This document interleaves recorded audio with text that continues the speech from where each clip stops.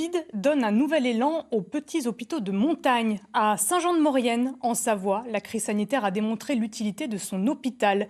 Il va même bénéficier d'un plan de modernisation et sa maternité, jusque-là en sursis, sera conservée. Sur place, Jordan Guéant, Frédéric Pasquette.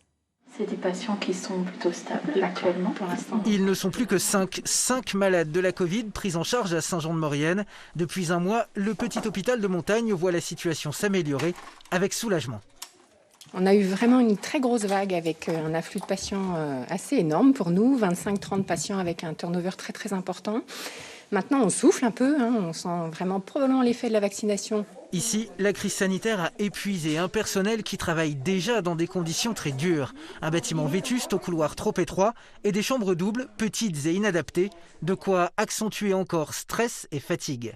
On a besoin d'être aidé, par l'ARS c'est sûr, mais par aussi, comme vous l'avez pu comprendre, par les politiques locaux pour qu'on mette aux normes, parce que c'est plus possible, ça n'est plus possible. C'est plus possible de travailler comme ça.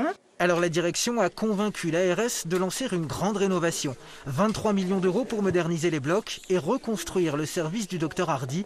Pour la Maurienne, l'objectif est double.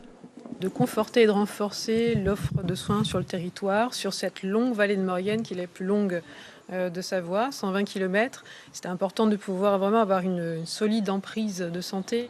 En janvier, Saint-Jean-de-Maurienne a fusionné avec son voisin de Modane. L'union fait la force pour ces petits hôpitaux ruraux complémentaires, longtemps menacés, mais redevenus indispensables depuis la crise sanitaire.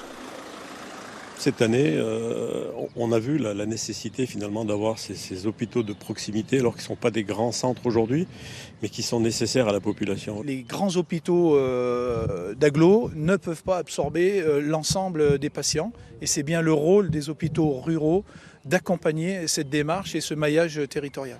Un gros chantier en perspective et d'autres investissements sont espérés à l'automne dans le cadre du Ségur de la Santé. Paradoxalement, après l'avoir mis sous tension, la Covid pourrait être salvatrice pour le petit hôpital de Maurienne.